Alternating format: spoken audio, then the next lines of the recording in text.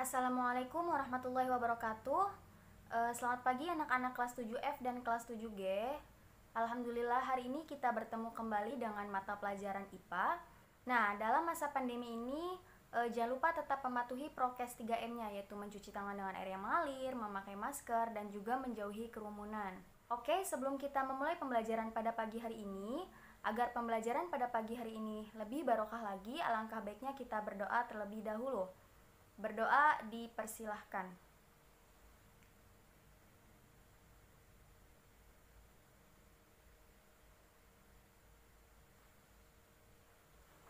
Berdoa selesai. Nah, kalian bisa isi presensi yang sudah Ibu berikan linknya pada e-learning. Oke, kalian setelah mengikuti pembelajaran kali ini, jangan lupa komentar pada video di bawah ini agar Ibu bisa mengetahui bahwa kalian menyimak video pembelajaran kali ini. Nah, alhamdulillah setelah minggu kemarin kita telah tuntas membahas bab 2 mengenai klasifikasi makhluk hidup. Hari ini kita akan membahas bab 3 yaitu mengenai klasifikasi materi dan perubahannya. Nah, hari ini kita akan membahas mengenai klasifikasi materi dan perubahannya. Di sini ada gambar kayu yang menunjukkan benda padat, kemudian ada air yaitu benda cair, dan ada balon, yakni ada gas dalam balon. Untuk IPA kelas 7. Nah, setelah mengikuti pembelajaran kali ini, Ibu harap kalian bisa dapat menggolongkan karakteristik materi, kemudian dapat menjelaskan perbedaan unsur, senyawa, dan juga campuran, dapat menjelaskan metode pemisahan campuran dengan filtrasi, sentrifugasi, distilasi atau penyulingan, kromatografi, dan sublimasi. Kalian juga dapat mengetahui benda-benda yang dapat mengalami perubahan, kemudian dapat menjelaskan pengamatan, inferensi, dan mengomunikasikannya tentang perubahan fisika dan perubahan kimia melalui beberapa rangkaian pengamatan dan percobaan, dan juga dapat menyajikan hasil pengamatan, juga mengkomunikasikan hasil tentang pemanfaatan senyawa dan campuran dalam kehidupan sehari-hari. Nah, di sini ada yang pertama yaitu peta konsep materi. Kita akan membahas klasifikasi materi, yaitu ada 3 subbab, yaitu berdasarkan wujudnya, berdasarkan komposisi, dan cara pemisahan campuran. Berdasarkan wujudnya, itu tadi sudah disinggung di awal, ada zat padat, zat cair, dan juga gas. Kemudian berdasarkan komposisinya berupa zat tunggal dan campuran. Zat tunggal ini meliputi unsur dan juga senyawa, kemudian unsur meliputi logam, non-logam, dan semi-logam.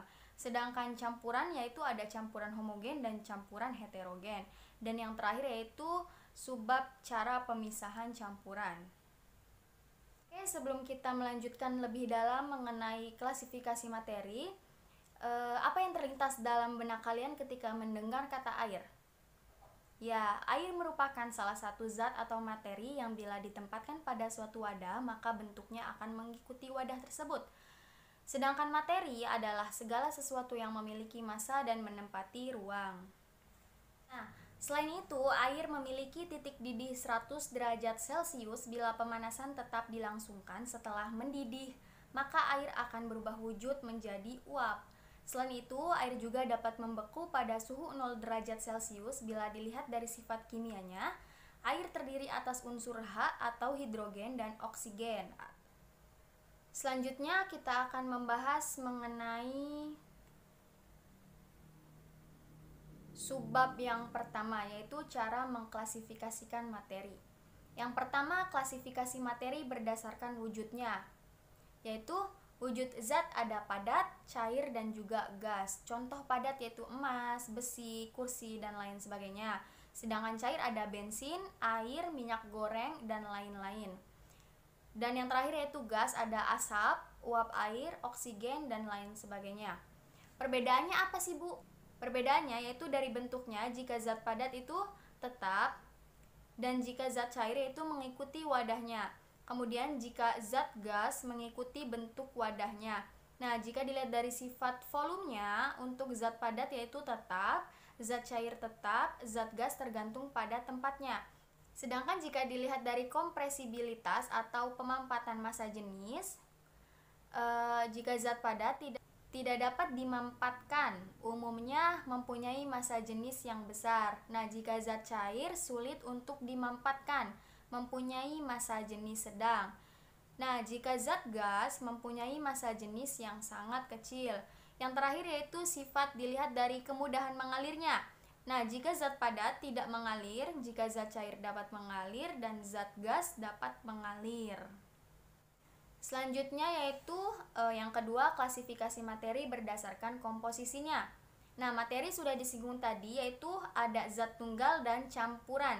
Zat tunggal meliputi unsur dan senyawa, sedangkan campuran yaitu meliputi heterogen dan campuran homogen. Yang pertama ada zat tunggal. Zat tunggal dikelompokkan menjadi dua, yaitu unsur dan senyawa. Unsur yaitu zat tunggal yang tidak dapat dibagi lagi menjadi zat lain yang lebih sederhana. Jenis unsur yaitu ada tiga, yaitu unsur logam, unsur non-logam, dan unsur semi-logam. Unsur logam memiliki sifat berwarna putih mengkilap, mempunyai titik lebur rendah, dapat menghantarkan arus listrik, dan dapat ditempa. Contohnya besi yaitu Fe, kemudian tembaga Cu, dan lain sebagainya. Yang kedua ada unsur non-logam. Unsur non-logam memiliki sifat tidak mengkilap, penghantar arus listrik yang buruk, dan tidak dapat ditempa. Contohnya nitrogen, fluor, dan lain sebagainya. Yang terakhir yaitu unsur semilogam. Unsur semilogam ini memiliki sifat antara logam dan juga logam. Contohnya silikon, boron, dan lain sebagainya. Selanjutnya yaitu penulisan nama dan lambang unsur. Menurut John Jacob Berzelius pada tahun 1813 membuat aturan lambang unsur, yaitu yang pertama menggunakan nama unsur dalam bahasa Latin. Yang kedua, lambang unsur diambil dari huruf pertama nama unsur tersebut dan ditulis dengan huruf kapital. Yang terakhir yaitu unsur yang memiliki huruf awal yang sama, maka penulisan nama dibedakan dengan cara menambah satu huruf di belakangnya dan ditulis dengan huruf kecil. Nah, di sini langsung saja kita lihat contohnya. Ada nama unsur hidrogen dengan lambang yaitu H dengan huruf kapital. Kalium, lambangnya K dengan huruf kapital. Yttrium, lambang hurufnya Y dengan huruf kapital. Vanadium, V dengan huruf kapital. Dan kalian bisa dilihat sendiri. Aturan penulisan lambang unsur ini menurut Berzelius kemudian dijadikan sebagai aturan internasional berdasarkan hasil konvensi kimia sedunia yaitu IUPAC. Nah, unsur-unsur tersebut kemudian disusun dalam bentuk sistem periodik unsur. Bisa dilihat pada gambar berikut ini yaitu sistem periodik unsur. Nah, bisa dilihat yaitu pada unsur-unsur logam dilihat pada warna biru yang ada di kiri bawah.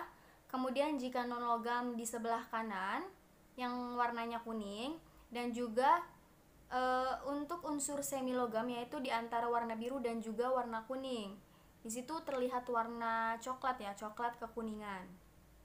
Bagian dari unsur-unsur ini kita akan mempelajarinya pada kelas 7 sekarang. Untuk pada unsur-unsur yang lainnya kita akan mempelajarinya di kelas berikutnya. Nah, selanjutnya yang kedua yaitu senyawa. Senyawa adalah gabungan dari beberapa unsur yang terbentuk melalui reaksi kimia. Senyawa juga dapat disebut zat tunggal atau murni yang dapat diuraikan menjadi dua atau lebih zat yang lebih sederhana dengan proses kimia biasa. Senyawa memiliki sifat yang berbeda dengan unsur-unsur penyusunnya. Unsur-unsur penyusunnya memiliki perbandingan tetap dan pembentukannya memerlukan atau melepaskan energi. Contohnya, di sini ada senyawa air, rumus kimianya yaitu H2O dengan unsur penyusun hidrogen dan juga oksigen. Kemudian ada garam dapur, rumus kimianya NaCl, Na yaitu natrium, Cl yaitu klorin. Kemudian yang ketiga yaitu ada gula, C12H22O11, unsur penyusun karbon, hidrogen, dan juga oksigen. Selanjutnya di sini ada tata cara penulisan senyawa. Senyawa dituliskan dalam wujud reaksi kimia yang terdiri dari kumpulan lambang-lambang unsur dengan komposisi tertentu. Komposisi tersebut berupa bilangan yang menyatakan jumlah atom penyusunnya atau angka indeks.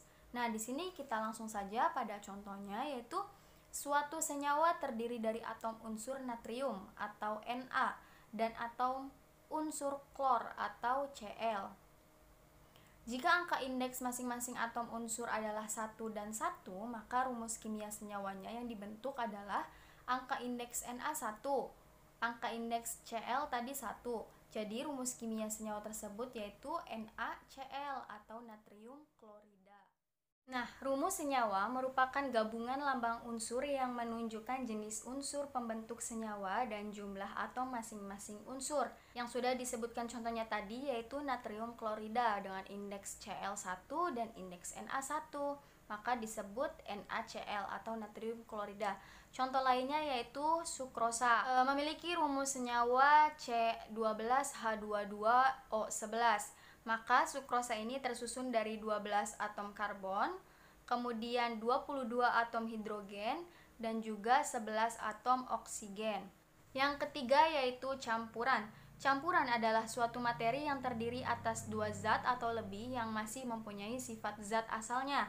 Campuran adalah gabungan dari beberapa zat dengan perbandingan tidak tetap tanpa melalui reaksi kimia. Nah, contoh sederhana dari campuran ini misalnya saus tomat. Saus tomat ini mengandung karbohidrat, protein, vitamin C, dan masih banyak zat-zat lainnya.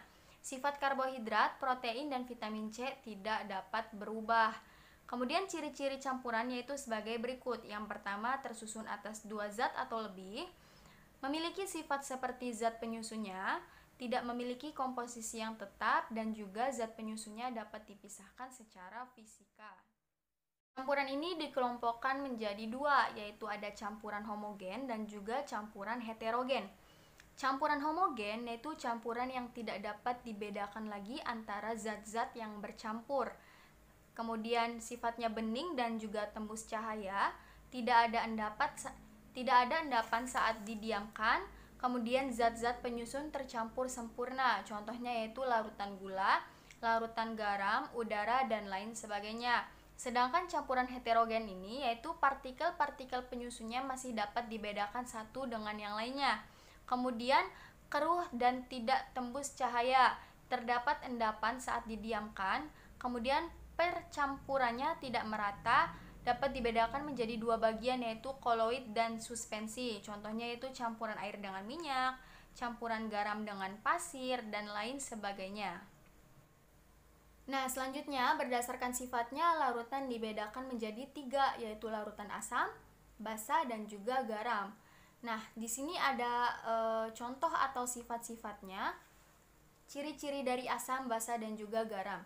Yang pertama asam, berasa masam atau asam, kemudian bersifatnya korosif, memerah kertas lakmus biru, menghasilkan ion H+ saat dilarutkan dalam air, memiliki pH kurang dari 7, contohnya itu HCl atau asam klorida, HNO3, dan juga H2SO4.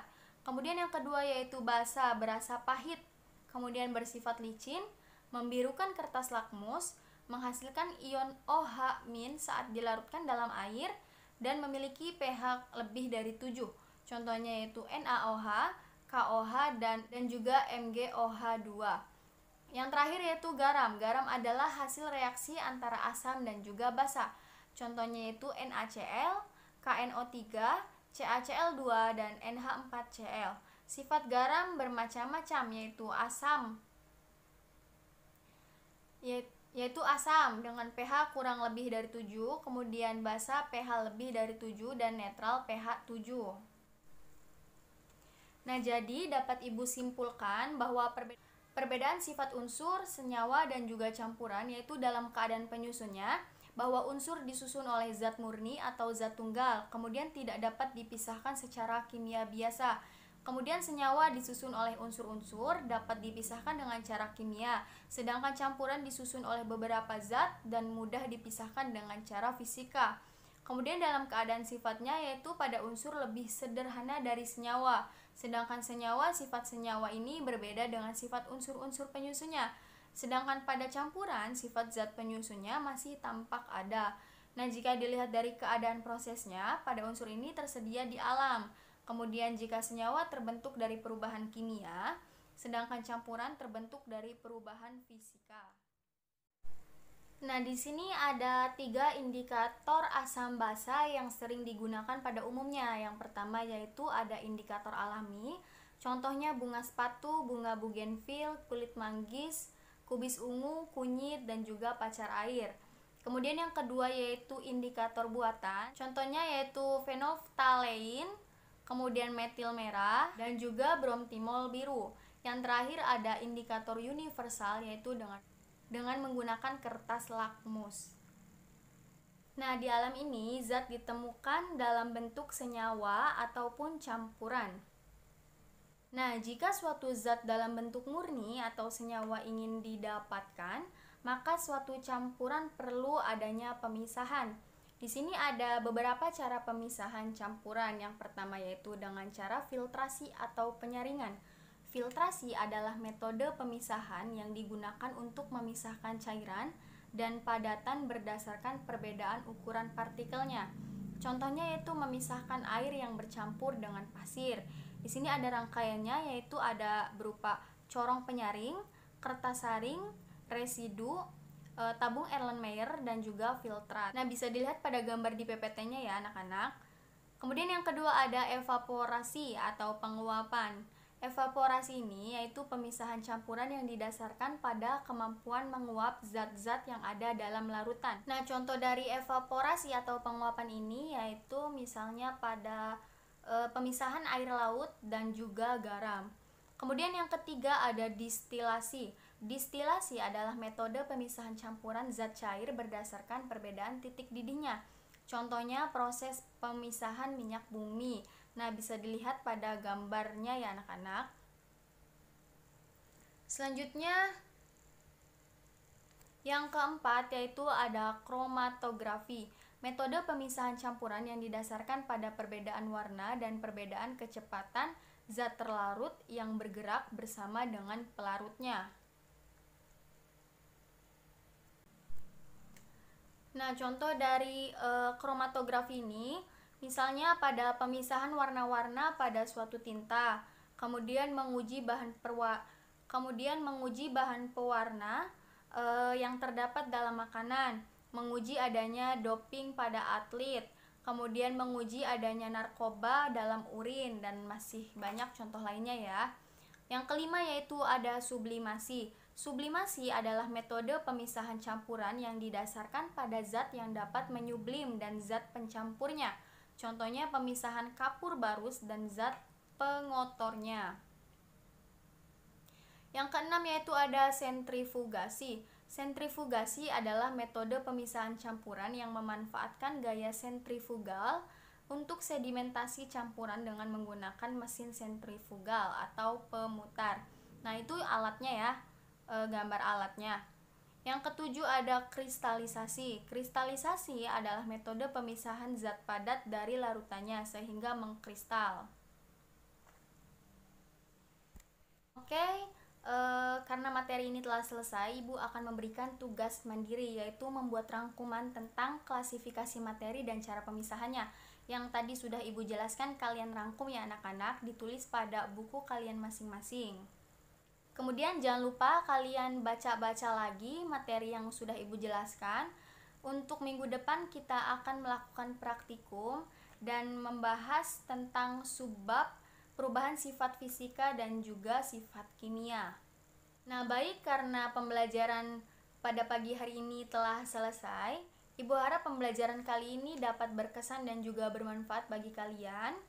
Terima kasih kepada anak-anak kelas 7F dan kelas 7G yang sudah menyimak video pembelajaran kali ini. Jangan lupa untuk tugas mandirinya dikerjakan ya anak-anak.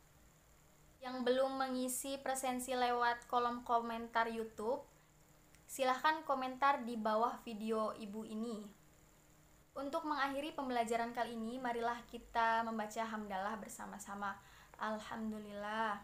Baik, terima kasih. Mohon maaf jika ada kesalahan tutur kata. Wabillahi taufik wal hidayah. Wassalamualaikum warahmatullahi wabarakatuh.